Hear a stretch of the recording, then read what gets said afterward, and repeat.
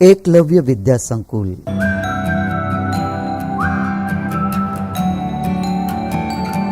ધોરણ 7માના સામાજિક વિજ્ઞાન વિષયનો જે નવો કોર્સ આવ્યો છે એમાં ઇતિહાસ વિભાગનો પહેલો પાઠ રાજપૂત યુગ કેવો હતો, એમાં એના નવા શાસકો અને એના રાજ્યો વિશે આપણે આ પાઠમાં ભણવાનું છે. પહેલો પ્રશ્ન છે કે નીચેના દરેક પ્રશ્નના ઉત્તર માટે આપેલા વિકલ્પમાંથી સાચો વિકલ્પ શોધી તેનો ક્રમ અક્ષર પ્રશ્નની સામે પેલા જે બોક્સ છે એમાં આપવાનો છે. પહેલો પ્રશ્ન છે કે ઉત્તર ભારતમાં કયા રાજાના અવસાન બાદ નાના નાના રાજ્યો સ્વતંત્ર થયા? ઉત્તર ભારત એટલે દિલ્હી બાજુનો ભાગ જે છે આપણે, ત્યાં રાજા હતા હર્ષવર્ધન રાજા, જે પ્રતાપી રાજા હતા હર્ષવર્ધન રાજા. એના અવસાન થયું, એના મૃત્યુ બાદ નાના નાના રાજ્યો સ્વતંત્ર થયા. બીજો પ્રશ્ન, 7મી સદીમાં ભારતમાં કઈ શક્તિનો ઉદય થયો હતો? તો 7મી સદીમાં ભારતમાં જે સામંતશાહી શક્તિનો ઉદય થયો હતો. ત્રીજો પ્રશ્ન, ગઢવાલ રાજ્યની સ્થાપના કોણે કરી હતી? તો ગઢવાલ રાજ્યની સ્થાપના કરી હતી એ ચંદ્રદેવ હતા, જેને ગઢવાલ એ રાજ્યનું નામ રાખજો યાદ, ગઢવાલમાં ચંદ્રદેવ. ચોથો પ્રશ્ન, નીચેના પૈકી કયો પ્રદેશ પ્રાચીન કાળથી જ અવંતી અથવા તો ઉજ્જૈનીના નામ રાજ્ય તરીકે જાણીતો છે? નામ યાદ રાખજો, પ્રાચીન કાળથી અવંતી અથવા તો ઉજ્જૈની રાજ્ય, એમાં આવશે જે માળવાનો વિભાગ છે એ. ત્યારબાદ જોઈએ 5મો પ્રશ્ન, બુંદેલખંડનું રાજ્ય પાછળથી કયા નામે ઓળખાતું હતું? બુંદેલખંડનું રાજ્ય પાછળથી એટલે એના પછીના સમયમાં એને કહેવાતા હતા જેજાક ભુક્તિ. પ્રશ્ન 6, માળવાના પરમાર વંશના શાસકોમાં નીચેનામાંથી કોનો સમાવેશ થતો નથી? તો ભોજ રાજા, સિયક અને મુંજ તો પરમાર વંશના જ હતા. આપણો કુમારપાલ છે એ સોલંકી વંશના હતા, એટલે કુમારપાળાનો સાચો જવાબ આવશે. 7મો પ્રશ્ન, ભોજ કયા વંશનો સૌથી શ્રેષ્ઠ રાજા હતો? તો ભોજ રાજા છે એ પરમાર વંશનો સૌથી શ્રેષ્ઠ રાજા હતો. 8મો પ્રશ્ન, ધારાનગરીમાં મહાશાળાની સ્થાપના કયા રાજાએ કરી હતી? તો ધારાનગરીમાં મહાશાળાની સ્થાપના રાજા ભોજે કરી. કારણ કે જો ભોજ એ પરમાર વંશમાં આવ્યો, હવે ભોજે છે ને ધારાનગરીમાં મહાશાળાની સૌપ્રથમ સ્થાપના કરી હતી, એટલે એ શ્રેષ્ઠ રાજા પણ કહેવાનો હતો. 9મો પ્રશ્ન, ચૌહાણ વંશનો કયો રાજા ભારતના ઇતિહાસમાં અદ્વિતીય સ્થાન ધરાવે છે? તો ચૌહાણ વંશનો જે પૃથ્વીરાજ ત્રીજો થઈ ગયો એ રાજા ભારતના ઇતિહાસમાં અદ્વિતીય સ્થાન ધરાવે છે. 10મો પ્રશ્ન, પૃથ્વીરાજ ચૌહાણ કયા મેદાનમાં શાહબુદ્દીન ઘોરીને સજ્જડ પરાજય આપ્યો હતો? કોણે? પૃથ્વીરાજ ચૌહાણે એ મેદાનનું નામ કહેવાનું છે, શાહબુદ્દીન ઘોરીને સજ્જડ પરાજય આપ્યો હતો. એ હતું તરાઈનું મેદાન. પૃથ્વીરાજ ચૌહાણે તરાઈના મેદાનમાં શાહબુદ્દીન ઘોરીને સજ્જડ પરાજય આપ્યો હતો. 11મો પ્રશ્ન, ઈસવીસન 736માં સરસ્વતી નદીના કિનારે કોણે અહિણવાડ પાટણની સ્થાપના કરી હતી? તો ઈસવીસન 736માં સરસ્વતી નદી કિનારે વનરાજ ચાવડા જે રાજા હતા એને એના દુઃખના સમયમાં જેને સપોર્ટ કર્યો હતો, આધાર આપ્યો હતો, એવા અણહિલેના નામ પરથી, અણહિલ ભરવાડના નામ પરથી અણહિલવાડ પાટણની સ્થાપના કરી. 12મો પ્રશ્ન, કયા વંશના શાસનકાળને ગુજરાતના રાજપૂત શાસનનો સુવર્ણ યુગ કહેવામાં આવે છે? એ કયો વંશ હતો?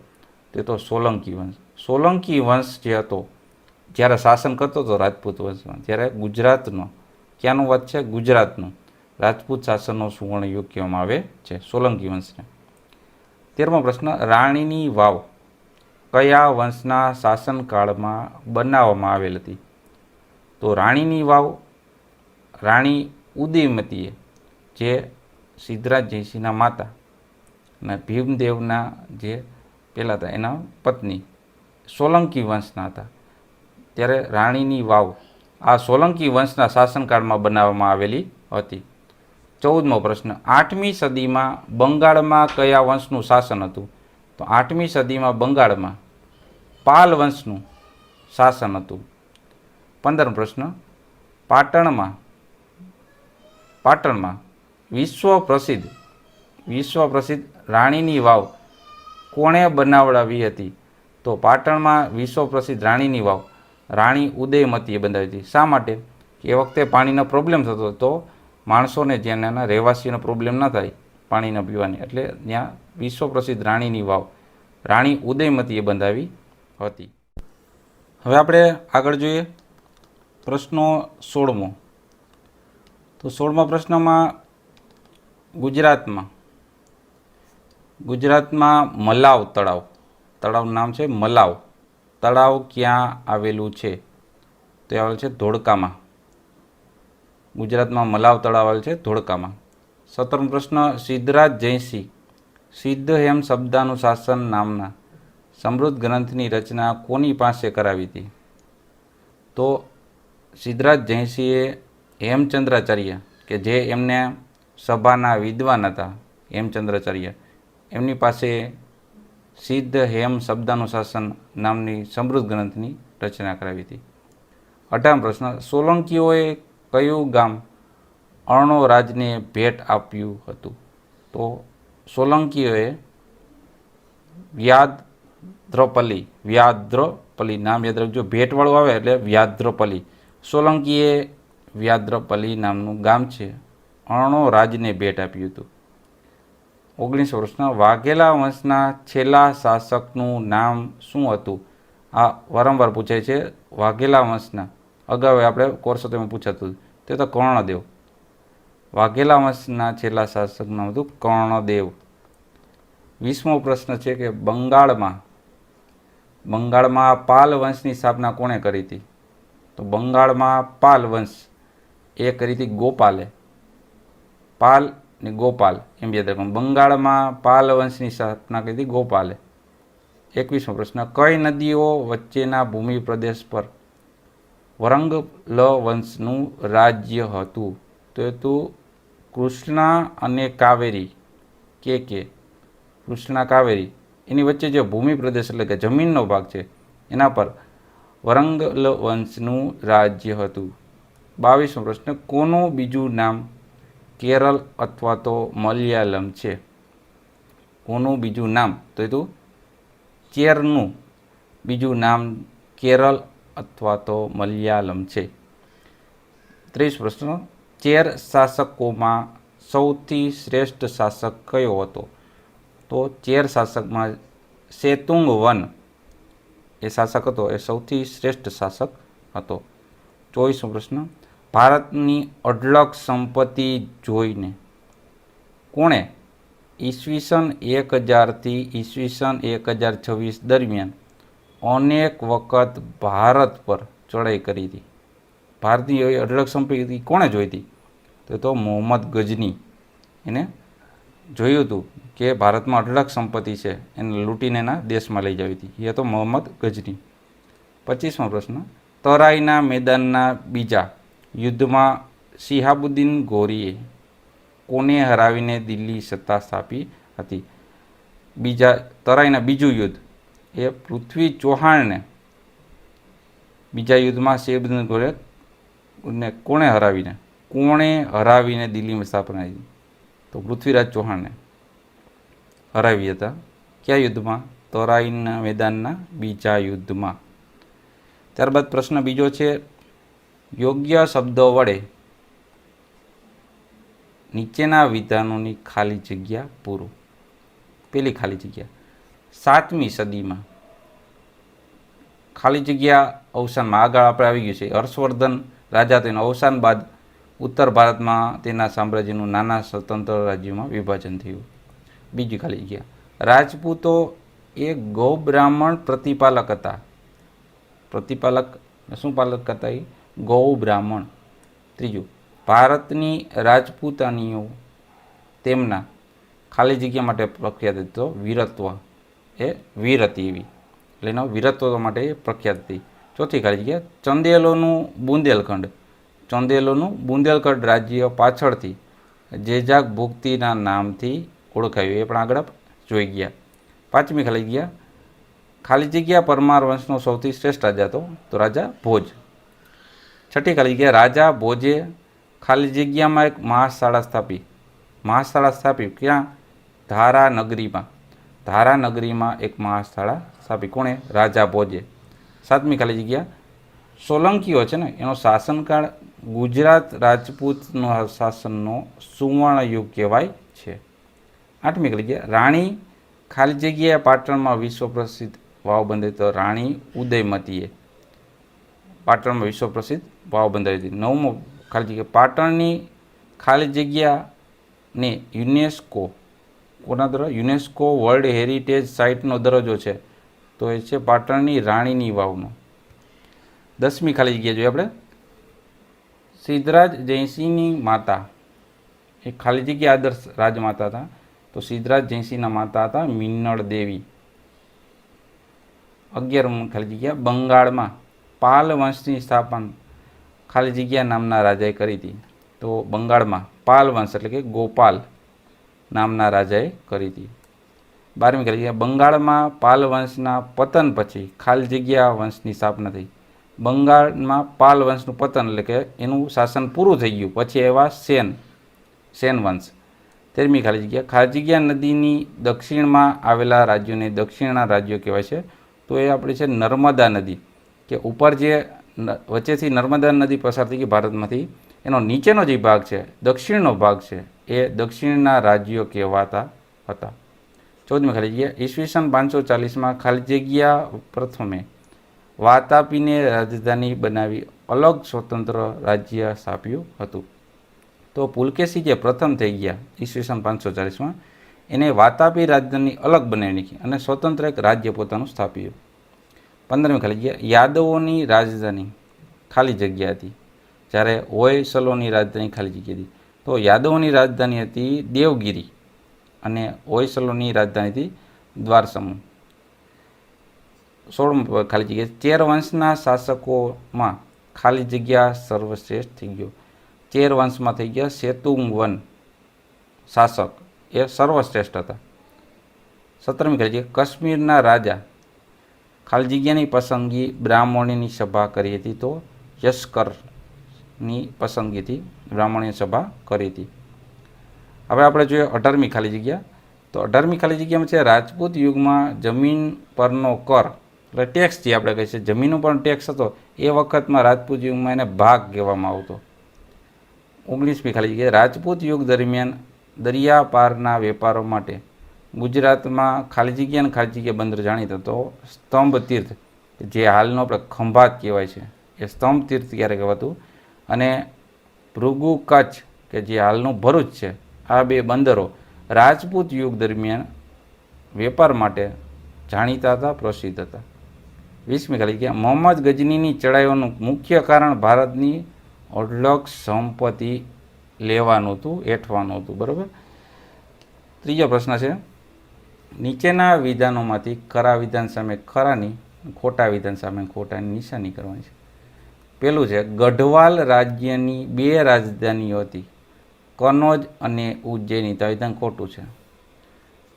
બીજો વાક્ય છે આપણે કે ચંદેલોએ બુંદેલખંડમાં મોટા ધાર્મિક મકાનો અને જળાશયો બંધાવીને તેને સુશોભિત બનાવ્યું હતું, તો આ વિધાન સાચું છે.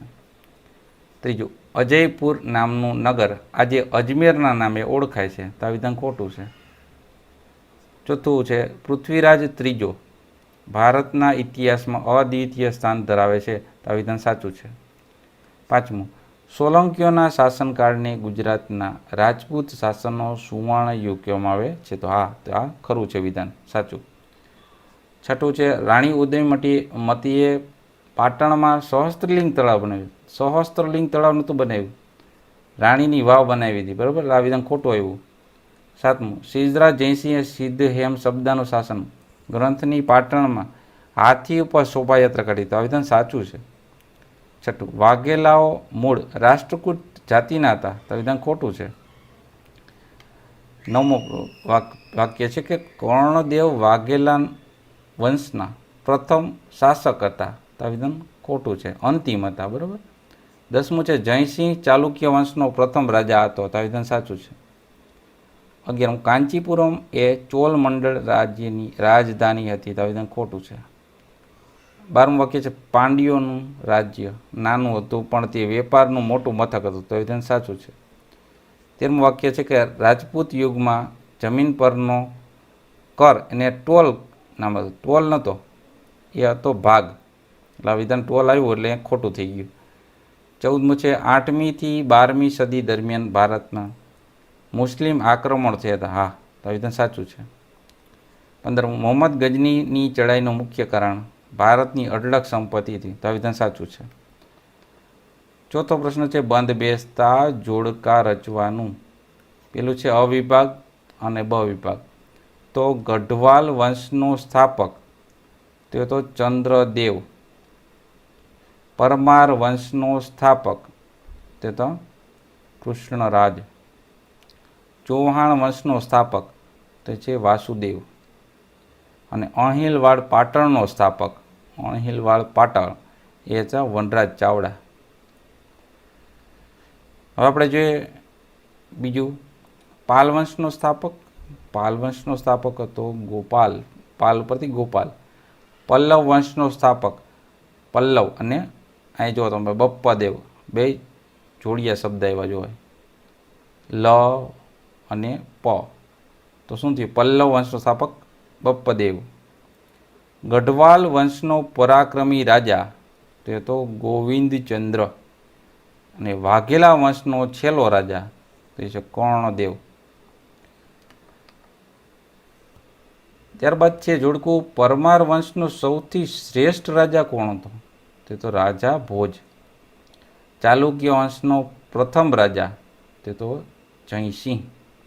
રાષ્ટ્રકૂટ વંશનો શક્તિશાળી રાજા તો એ તો ગોવિંદ ત્રીજો. અને ચેર શાસકોમાં સર્વશ્રેષ્ઠ શાસક હતા સેતુકુવન. આ હતા જોડકા. હવે જોઈએ આપણે પ્રશ્ન 5મો. નીચેના પ્રશ્નોના ઉત્તર 1-2 વાક્યમાં લખવાનો છે. પહેલો પ્રશ્ન આપણે કહે છે કે કયા સમયગાળાને રાજપૂત યુગ કહેવામાં આવે છે? આ રાજપૂત યુગ કયો સમયગાળો? તો ઈસવીસન 700 થી ઈસવીસન 1200 એના વચ્ચેનો. 700 થી 1200 એટલે કે 500 વર્ષ. આ 500 વર્ષના સમયગાળાને જ રાજપૂત યુગ કહેવામાં આવે છે. બીજું 7મી સદીમાં કોના અવસાન બાદ ઉત્તર ભારતમાં અને દક્ષિણ ભારતમાં સ્વતંત્ર રાજ્યો અસ્તિત્વમાં આવ્યા? તો 7મી સદીમાં જે હર્ષવર્ધન રાજા હતો એનો અવસાન થયું, મૃત્યુ થઈ ગયું, ત્યારબાદ જ ઉત્તર ભારતમાં અને પુલકેશી બીજાના અવસાન બાદ મેન હર્ષવર્ધન અને બીજો છે પુલકેશી બીજો, બરાબર, એ દક્ષિણ ભારતનો. હર્ષવર્ધન ઉત્તર ભારતનો રાજા મેન, અને દક્ષિણ ભારતનો રાજા તો પુલકેશી બીજો. આ બેનો અવસાનથી મૃત્યુ થયું, ત્યારબાદ દક્ષિણ અને ઉત્તર ભારતના જે અમુક રાજ્યો હતા એ સ્વતંત્ર રાજ્યો અસ્તિત્વમાં આવ્યા. ત્રીજું છે ઉત્તર ભારતના કોઈ પણ 3 મુખ્ય રાજવંશોના નામ જણાવો. ઉત્તર ભારતના મુખ્ય રાજવંશોમાં આ છે નામ ગઢવાલ વંશ છે. આપણે જે ગઢવાલ વંશ એ ઉત્તર ભારતનો, બીજો ચંદેલ વંશ અને ત્રીજો પરમાર વંશ. આ 3 મેન મુખ્ય રાજવંશોના નામ થઈ ગયા. ચોથો પ્રશ્ન છે ગઢવાલ રાજ્યની સ્થાપના કોણે કરી હતી? તેણે કયા સ્થળોની રાજધાની બનાવી? તો ગઢવાલ નામ છે. ગઢવાલ રાજ્યની સ્થાપના ચંદ્રદેવે કરી હતી, આગળ આપણે જોઈ ગયા. તેને કનોજ અને કાશીની રાજધાની બનાવી. ગઢવાલ રાજ્યની સ્થાપના ચંદ્રદેવે કરી, પણ એને કનોજ અને કાશીની રાજધાની બનાવી. 5મો પ્રશ્ન બુંદેલખંડ રાજ્યમાં કયા મહાન શાસકો થઈ ગયા? નામ છે બુંદેલખંડ જે રાજ્ય છે તેમાં યશોવર્મા, કીર્તિવર્મા, પરમહંસી દેવ એટલે કે પરમાલ જેને કહે છે, અને એવા વગેરે જેવા મહાન શાસકો થઈ ગયા. 6ઠો પ્રશ્ન ચંદેલોએ બુંદેલખંડને કેવી રીતે સુશોભિત બનાવ્યું હતું?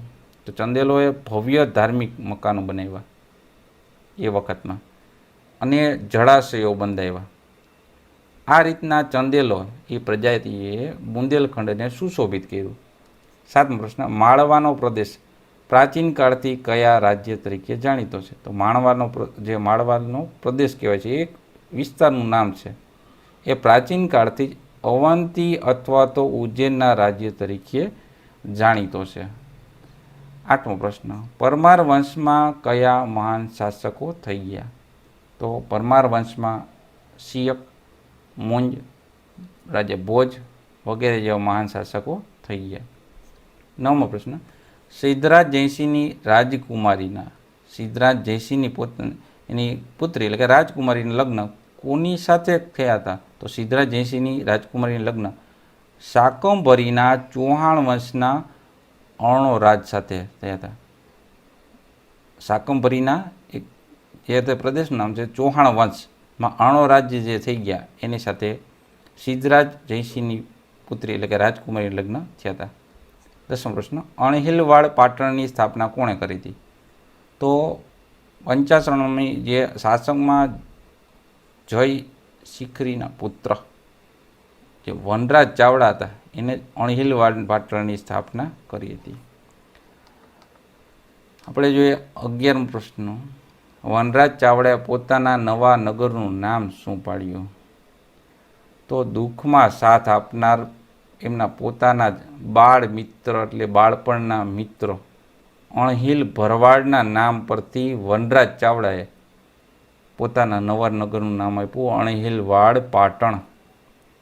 12મો પ્રશ્ન, સોલંકી વંશમાં કયા કયા મહાન શાસકો થઈ ગયા? તો સોલંકી વંશ જે થઈ ગયો એમાં સિદ્ધરાજ જયસિંહ, કુમારપાળ, ભીમદેવ બીજા આ બધાય મહાન શાસકો સોલંકી વંશમાં થઈ ગયા. 13મો પ્રશ્ન, રાણીની વાવ કોણે બંધાવી હતી?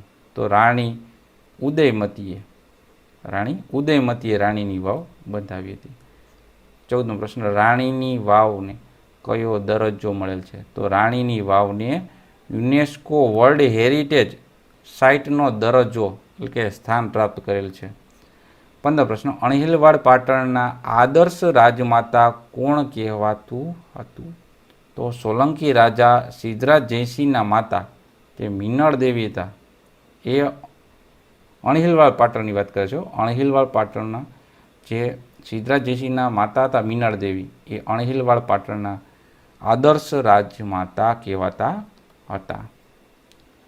16મો પ્રશ્ન, વીર ધવલના શાસનકાળ દરમિયાન ગુજરાતને કયા મંત્રીઓ મળ્યા હતા? તો વીર ધવલના શાસનકાળ દરમિયાન ગુજરાતને વસ્તુપાલ અને તેજપાલ, બરાબર, વસ્તુપાલ અને તેજપાલ બે મંત્રી હતા ક્યાં? વીર ધવલના શાસનકાળ દરમિયાન. એ બે સમર્થ મંત્રીઓ એમને મળ્યા હતા. 17 છે, વાઘેલા વંશનો છેલ્લો શાસક કોણ હતો?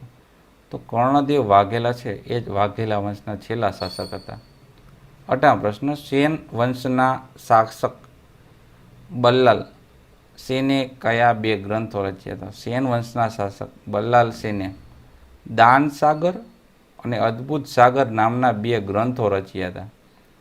19મો પ્રશ્ન, ગુજરાતનો પ્રથમ સુલતાન કોણ હતો? તો ગુજરાતનો પ્રથમ સુલતાન હતો મુઝફ્ફર શાહ, ત્યાં મુઝફ્ફર ખાન તરીકે પણ ઓળખે છે.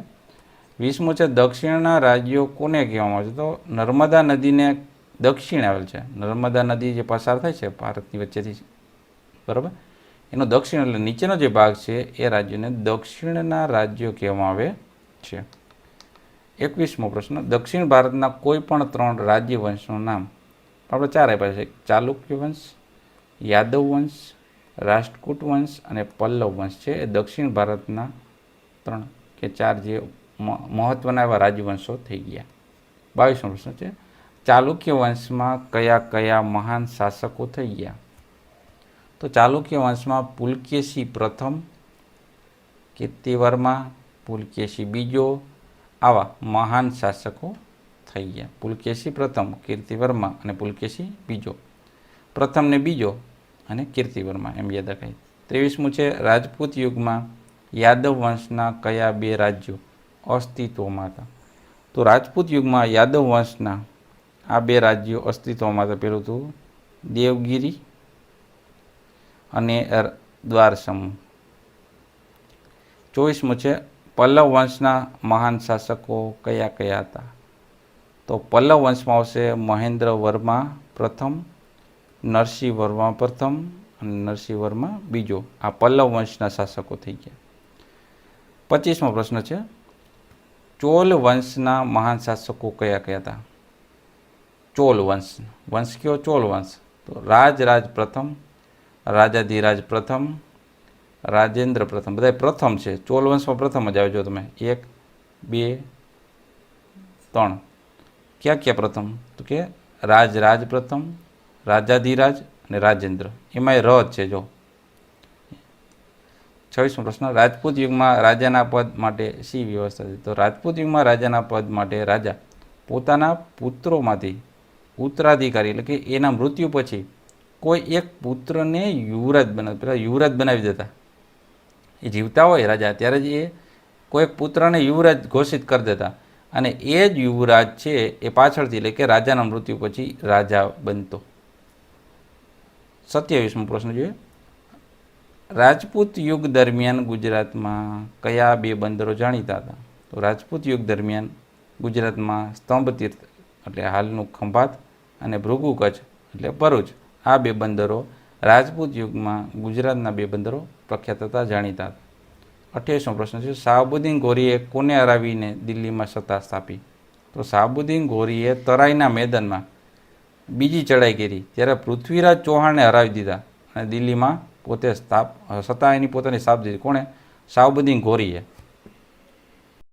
હવે આપણે જોઈએ 6થો પ્રશ્ન. નીચેના પ્રશ્નનો ઉત્તર જે ટૂંકમાં આપવાના છે. પહેલો પ્રશ્ન છે કે કયા સમયને જ મધ્યયુગ કહે છે? તો 7મી સદીના અંતમાં ભારતમાં સામંતશાહી શક્તિઓનો ઉદય થતા ભારત અનેક નાના મોટા રાજ્યોમાં વેચાઈ ગયું અને દેશમાં અનેક રાજપૂત રાજવંશનો ઉદય થયો. એટલે કે અલગ અલગ રાજાઓ પોતાના રાજવંશનો શરૂઆત કરી. આ સમયને જ મધ્યયુગ કહે છે, 7મી સદીના અંતને. ઓકે. બીજું, ચૌહાણ વંશનો કયો રાજા ભારતના ઇતિહાસમાં અદ્વિતીય સ્થાન ધરાવે છે અને શા માટે? તો ચૌહાણ વંશ છે એમાં રાજા પૃથ્વીરાજ ત્રીજા હતા અને ભારતના ઇતિહાસમાં અદ્વિતીય સ્થાન ધરાવે છે કારણ કે એમને ઈસવીસન 1191માં થાણેશ્વર અને કરનાલ વચ્ચે આવેલા તરાઈના મેદાનમાં ગજનીના સુલતાન શિયાબુદ્દીન ઘોરીને સોજડ હાર આપી હતી. એટલે ચૌહાણ વંશનો જે રાજા છે પૃથ્વીરાજ ત્રીજો એ ઇતિહાસમાં અદ્વિતીય સ્થાન ધરાવે છે, એના જેવું કોઈ નથી. ત્રીજું, તરાઈનું યુદ્ધ ભારતના ઇતિહાસમાં સાથી સીમા ચિહ્નરૂપ ગણાય છે.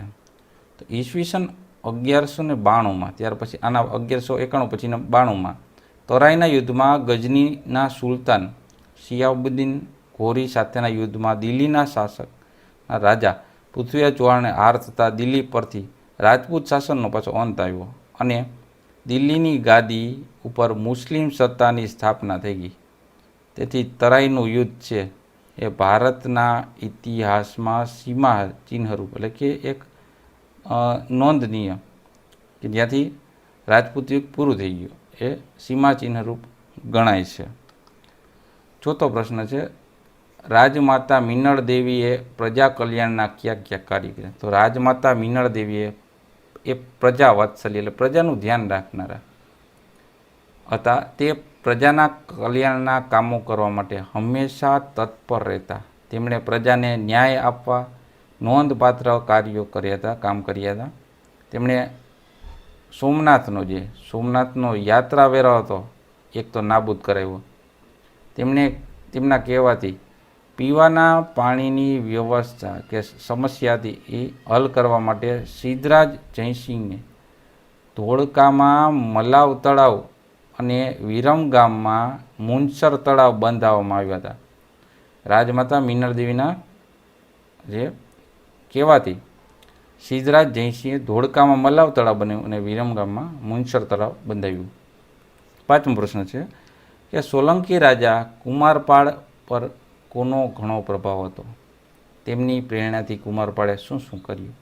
તો સોલંકી રાજા કુમારપાળ પર કલિકા સર્વજ્ઞ એટલે કે હેમચંદ્રાચાર્યનું બીજું નામ છે કલિકા સર્વજ્ઞ.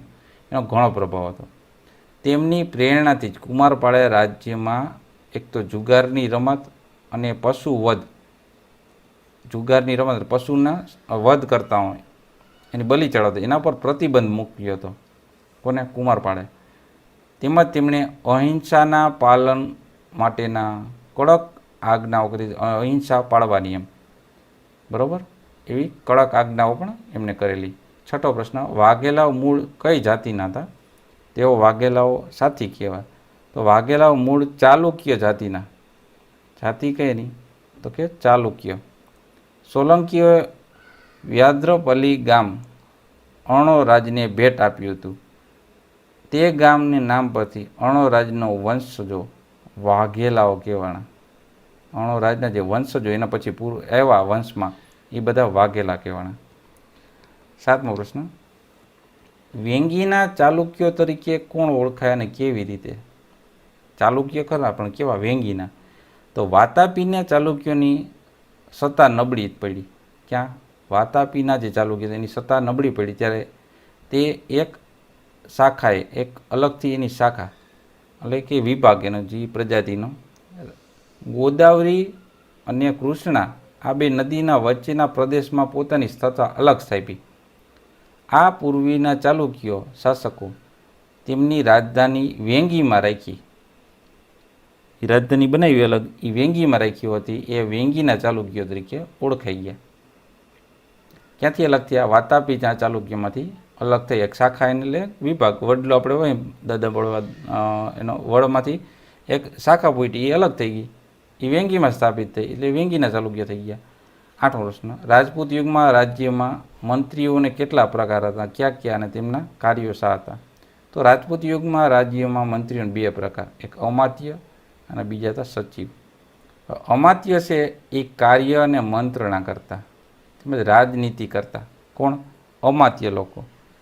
મંત્રીમાં અમાત્ય વિભાગ હતો, એ કાર્ય મંત્રણા એટલે વિચાર કરે, મિટિંગો કરે, રાજનીતિ કરતો. જ્યારે સચિવો એના હતા ને એ કાર્ય એનું લડાઈ અને સુલેહનું. એક તો લડાઈ કરવી તો એ સચિવો કામ આવે, અને સુલેહ શાંતિ કરવી તો એ પણ સચિવો જ કામ આવે. નવમો પ્રશ્ન છે આપણે, રાજપૂત યુગમાં રાજ્યનો વાણિજ્ય વિભાગ શી કામે કરતો?